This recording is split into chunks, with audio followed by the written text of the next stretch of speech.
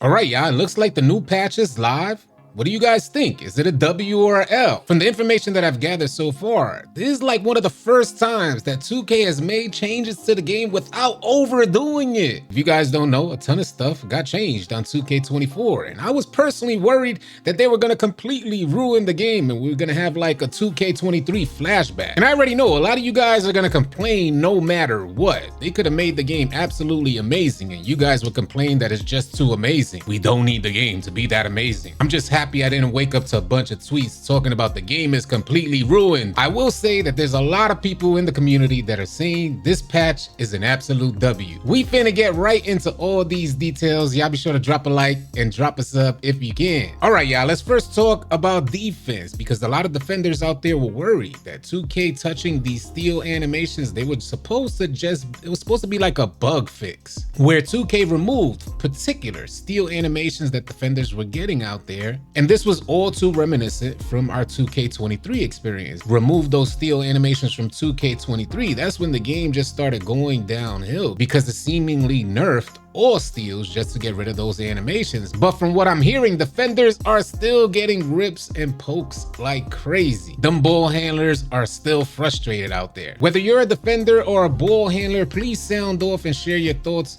about the adjustment to steals in the comment section below. I definitely appreciate your feedback. In regards to the shooting buff, Ticino sent out this tweet saying, for everyone asking, NBA 2K24 feels a lot better after the new patch.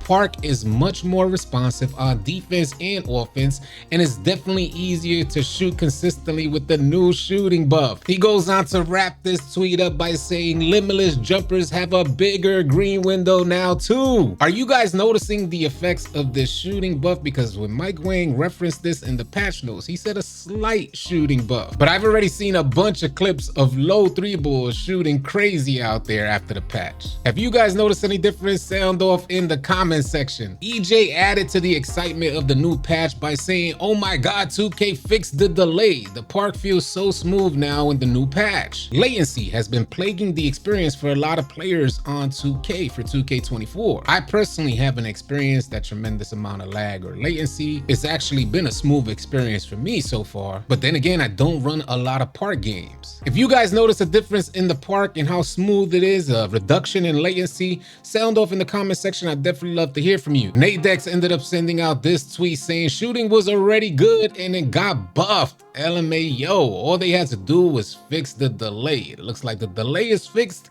and shooters get a buff out there without having to worry about a delay. It's almost like a double buff for shooters. Now let's get into the finishing game. For finishers out there, slashers out there, whenever I think finishing, I think Laker fan, as he is the leading figure when it comes to slashers and finishers. Laker fan sent out this tweet in regards to the patch. He says they did fix the driving dunk equals standing dunk meter size, but driving dunks are still terrible. He goes on to say this ish is so bad to see. Driving dunk gonna be the most useless rating all year from start to finish. And I just want to give my own personal feedback on finishing, because I remember, you guys know I'm going no money spent, so I had to develop my player from a 60 overall to what he is now, and I think he's currently a 93. I got some VC last night from winning that top 5 event, so I was able to get my player from a 90 overall to a 93 last night. And the reason why I'm bringing this up is because I've noticed a tremendous difference in my finishing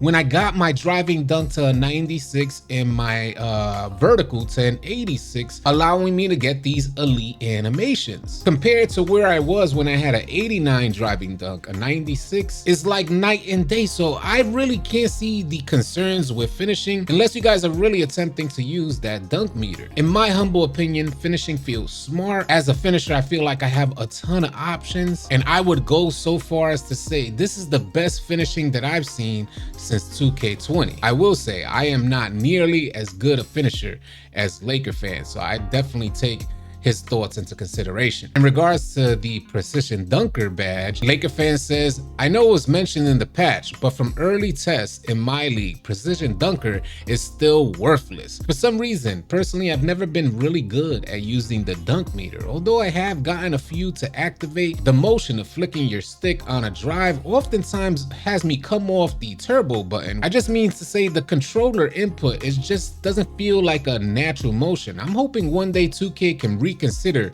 how to activate your dunk meter. You guys let me know if you experience the same thing. Maybe it's just me. If you guys haven't been to the rec as of yet, we do have a new rec court, the same colors we see so far. Hopefully in the season 2 update, we'll be able to get some new colors for the rec center, but it has like this indoor outdoor sort of feel to it. It's always nice to see change, so no complaints here. Hopefully they do change the jersey colors and the court colors though. I want to get into this next post from Badge Plug. He says, important read.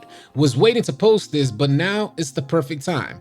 Made this build a few days ago to play a 1v1 event, and I'm shooting damn near 80% with a 92 mid-range and a 76 3-ball. If you guys don't know, you can farm badges by increasing your mid-range and then have a low 3-pointer as long as the badges are there to compensate for your low 3-ball. Badge Plug goes on to say there is zero reason to buff shooting in anything park related. My 3-point percentage was steadily rising prior to this patch update, and I personally didn't feel they needed to buff shooting either, but I will take a shooting buff any day of the week.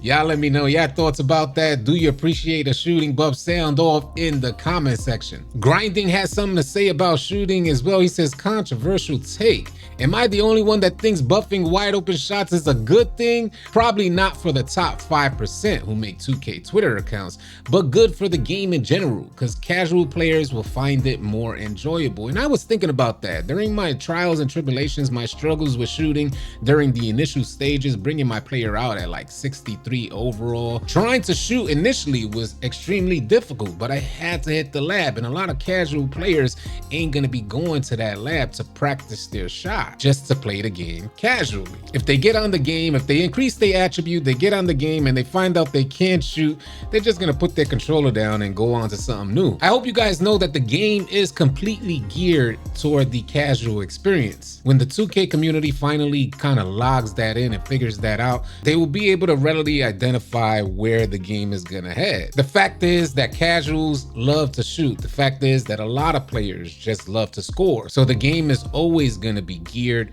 toward offense. Although I would like to say that in 2K24, it seems like a pretty balanced experience. If you guys played that top 5 event, I just got my rewards for the top 5 event last night, and you saw the scores for some of these players, they were just outlandish. Talking about 500,000. The goal is to get 65,000 points within 5 games. That's why it's called top 5. But when you looked on the leaderboards, you saw folks have 500,000 points. You're like, oh, hell nah. So NBA 2K Intel sent out this tweet saying everyone in the leaderboards of the top 5 event just got banned. It looks like folks were boosting out there. Imagine boosting for 10,000 VC, which if you're boosting, you're probably not even gonna use that 10,000. You got loads of VC already because you pay for it. But your egos are so inflated that you're willing to cheat your way to the top. Just to get somebody to envy you, you finna cheat your way, spend your whole day playing the event just to get an armband? Come on, y'all, we need to get it together. Grinding responded to this saying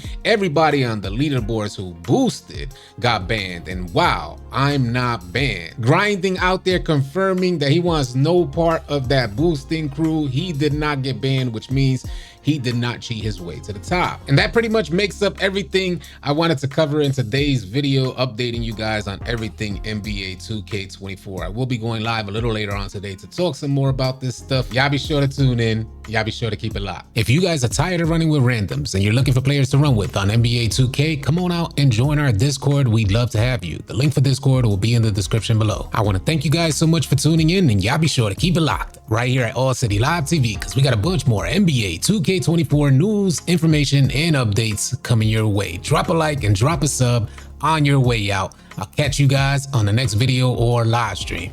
Easy, y'all.